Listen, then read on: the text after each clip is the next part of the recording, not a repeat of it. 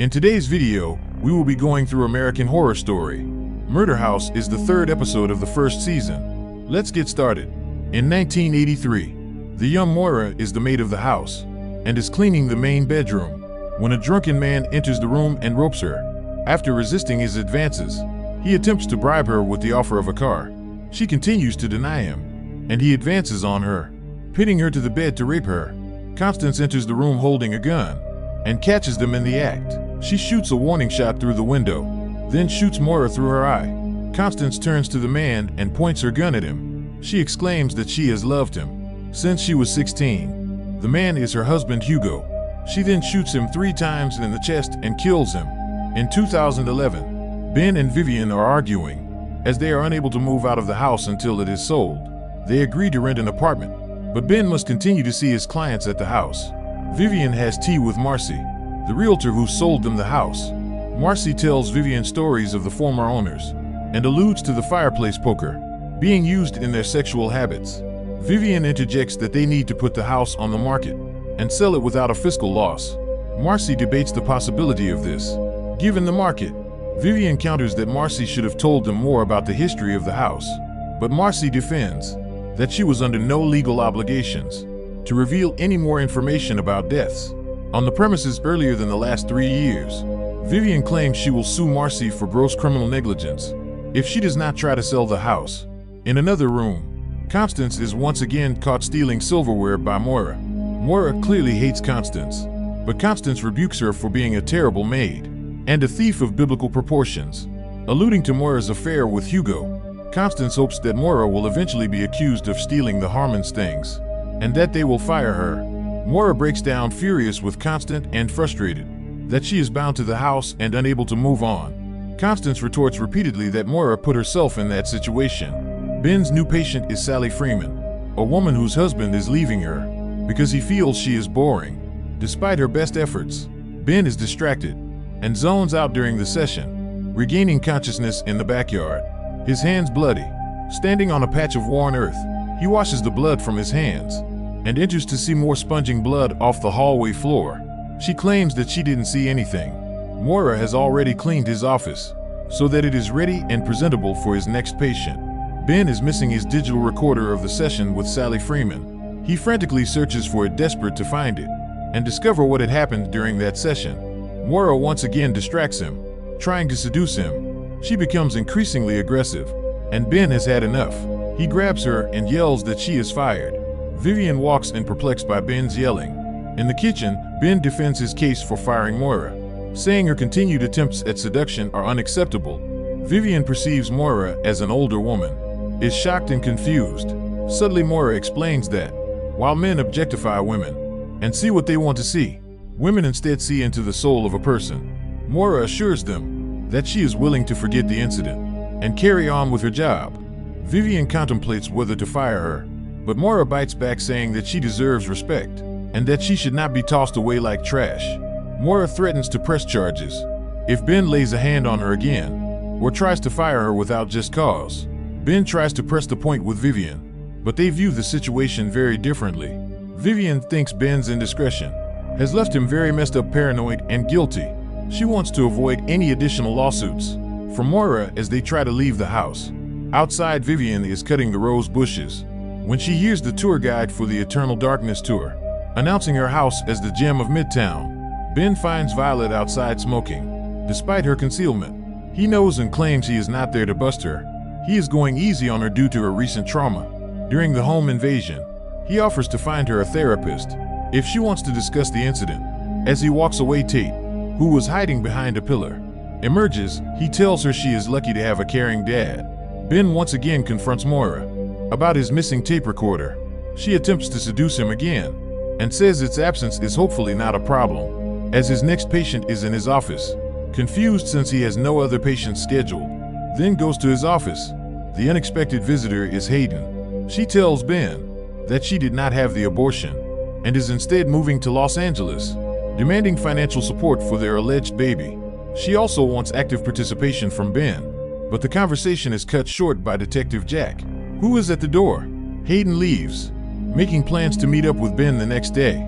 Ben thinks the detective is there because of the home invasion. but he is from the missing person division and is there regarding Sally Freeman. Her husband has reported that she did not return home, which leaves Ben as the last person to have contact with her before her disappearance. In 1976, Stan is working as a guide on the Eternal Darkness tour. He informs his tour bus that the film actor Sal Mineo was knifed to death in the Los Angeles alleyway by a man he thought was cruising him for a sexual hookup. In 2011, the tour concludes with a stop outside the murder house. Vivian is sitting incognito at the tour bus, and she listens to a history unknown to her about her own home. 1922 to 1926. Stan relays that in 1922, Charles Montgomery was a surgeon addicted to ether, who grafted different body parts from separate species unto each other.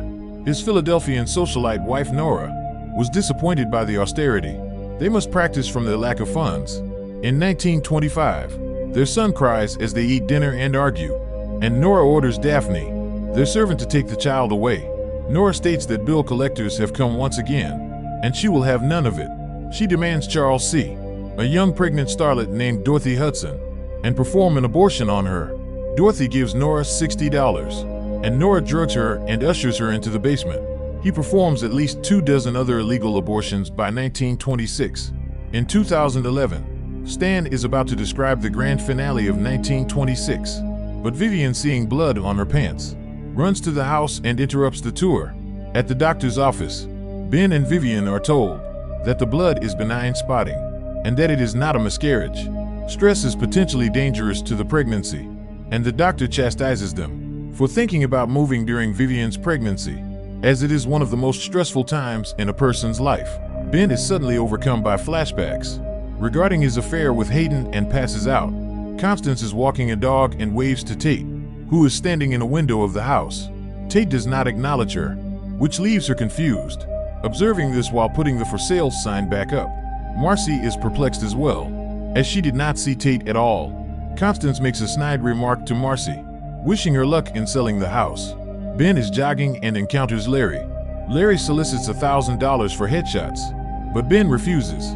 Ben tears his office apart, looking for the recorder, and blacks out again. This time he is awoken by Constance, lying in the same spot in the yard as before. Again with a shovel, he begins digging up the spot where he has awoken several times. Constance claims that the soil will not support plants due to pesticides, and suggests he build a gazebo and patio instead. Moira watches anxiously from above. Vivian is examining classified ads for a new apartment when the doorbell rings. Wary given the home invasion, Vivian approaches the door, peering through the peephole. She sees Nora, who claims she has an appointment to look at the house, with a candlestick as a potential weapon behind her back. Vivian lets her in. Nora marvels at the wooden and glass fixtures, which have been restored to their original grandeur. That is how they were when she lived in the house. Upon entering the kitchen, Nora is horrified at the modern appliances.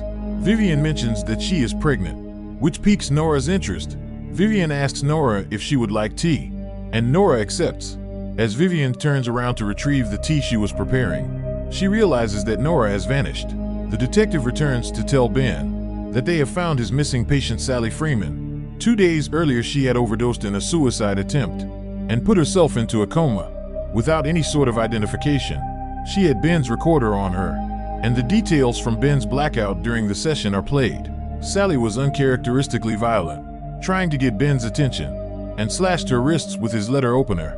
The detective thinks Ben's lack of action made him culpable, if not legally accountable for the crime. Vivian and Violet tour an apartment for rent. Violet accuses her parents of running away from their problems, rather than facing them, and thinks the house is a source of strength. Ben receives a call from Vivian's doctor, who tested his blood after he passed out in her office. His blood shows traces that he's been drugged with laudanum, an archaic compound that causes memory loss.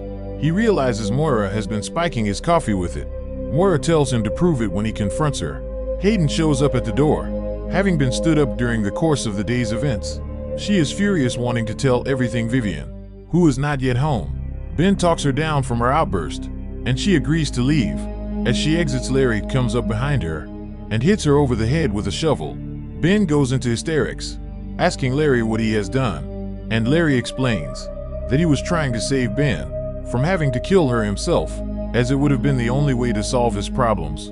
Larry convinces Ben not to call the police, and that he will take care of the body. Larry notices the hole that Ben has been digging, and digs deeper as Ben recovers.